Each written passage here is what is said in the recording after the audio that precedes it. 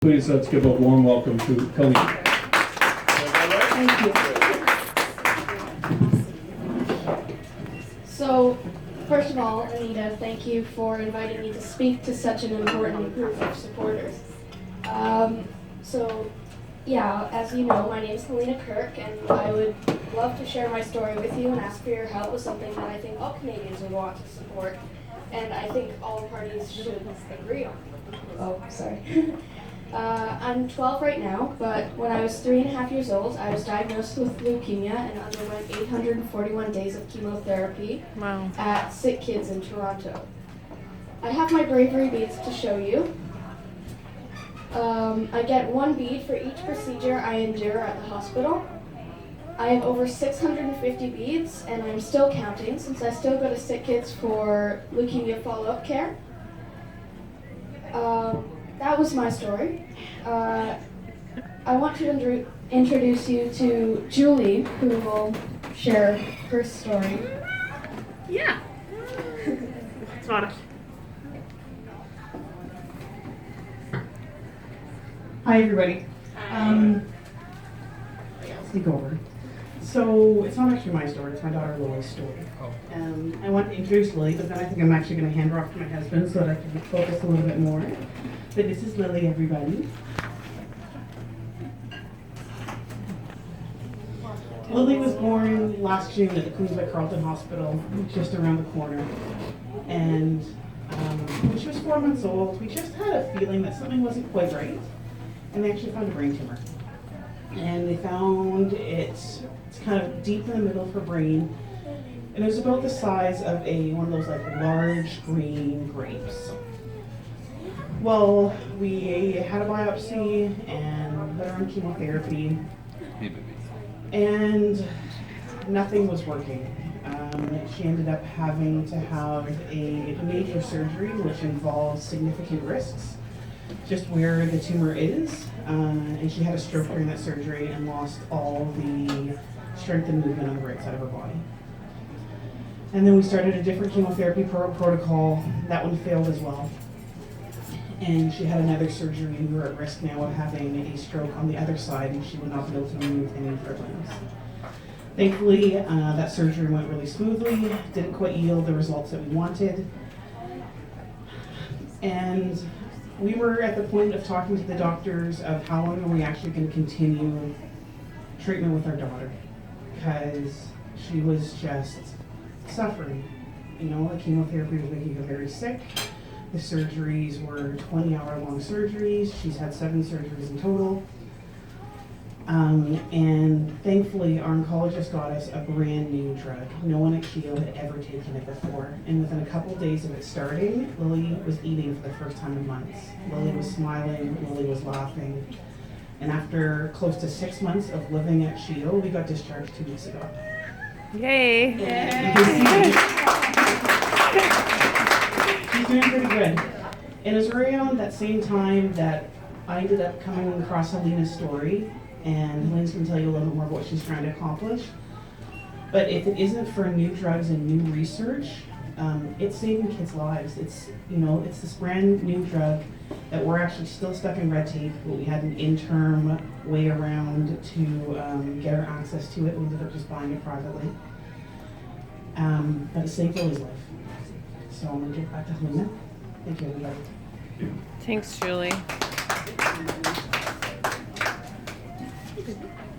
Thank you, Julie.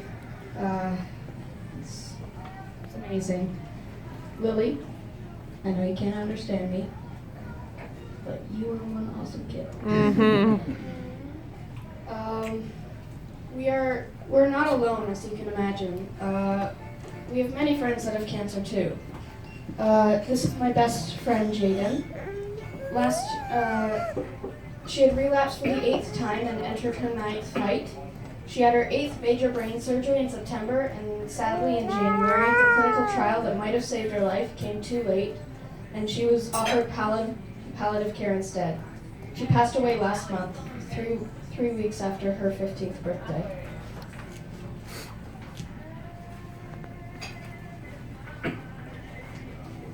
This is my friend Jake, and this is my friend Aiden. Last year, Jake ran out of treatment options in Canada, and he was lucky enough to qualify for a clinical trial happening in the US, and it has a good chance of saving his life. In January, Aiden ran out of treatment options in Canada and was starting palliative care when he also found out that he could qualify for the same clinical trial.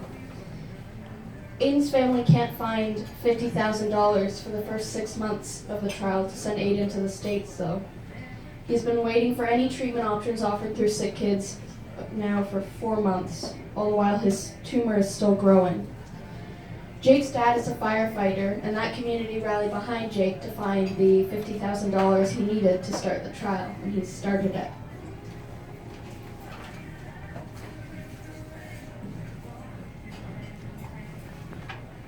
This is my friend Jordan, and this is my friend Sarah. Jordan received CAR T-cell therapy in the US last year, and Sarah received the same therapy at Sick Kids last week. Both their treatments were paid for by OHIP. CAR T-cell therapy can give kids that would otherwise be terminal an over 90% chance of being in remission. I would like to show you a picture of a friend in Alberta that has the same story as Sarah, but there have been no children approved in Alberta to get this life-saving treatment like at Sick Kids. They would have to pay for the treatment in Ontario from their own pocket, try a treatment that's known not to work, or be offered palliative care.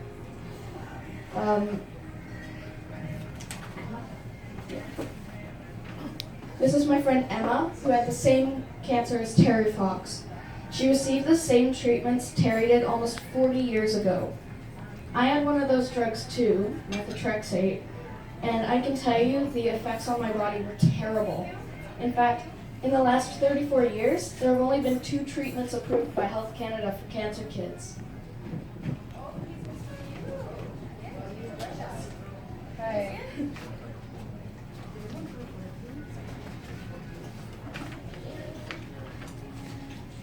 Ladies and gentlemen, Canada's the best country in the world, but we're failing our childhood cancer families. How is it okay that there have been thousands of kids in cancer treatment for over 40 years having drugs that are used off-label? How is it okay that a Canadian child lives or dies based on where their family lives in Canada? How is it okay that one of my friends can get to a trial in the US and another can't, based solely on the ability of the family to get $50,000 on short notice? Mm-hmm. How does it protect Canadian children to have a federal approval system that is so onerous kids will die waiting for their trials or treatments? Among the 7 of my friends that I've showed you pictures of, we've been fighting cancer for over 30 years. We're not alone. Childhood cancer is not uncommon in Canada. It's the #1 cause of death by disease for kids age 1 to 19. La mauvaise nouvelle, non. La bonne nouvelle est qu'il y a plusieurs solutions innovatives dans d'autres pays. The executive directors from an organization called ACORN have just authored a paper for changes the federal government could lead that would help more kids survive cancer. Over 17 leading pediatric oncologists and researchers and 20 cancer organizations have endorsed the paper. In the last year, I've been talking to leaders in our country. I have over 75 families from 7 provinces joining my advocacy efforts, including Julie and her family. They are writing letters and having meetings with their MPs, like Anita. So far, we have 15 ministers and MPs supporting my efforts, and that number grows every week. And it went up today. It went up today for Yeah. Woo! Good work. And we'll be sending them copies of the paper in May. I'm also talking to leaders of Canadian cancer organizations to ask for their support and learn how they're organized. Sorry. It's a bad night, I'm sorry. It's all right. I'm also talking to leaders of Canadian cancer organizations to ask for their support and learn how their organizations can contribute to my efforts. Already, I've met with the interim CEO of Childhood Cancer Canada, the CEO of Canadian Cancer Society, the president of the Leukemia and Lymphoma Society, and the executive director of the Terry Fox Foundation. I will continue to meet with more leaders who can help me. Will you take a moment right now tonight to talk to Miss Vandenveld and let her know that this issue is important to you too. J'ai perdu beaucoup des amis à cause du cancer. Aussi, j'ai plusieurs des amis qui continuent à se battre contre le cancer pour plus que rien. Je veux trouver une autre façon dans laquelle les enfants avec le cancer peuvent être les survivants comme moi. Merci pour m'écouter au nom de tous les enfants avec le cancer au Canada.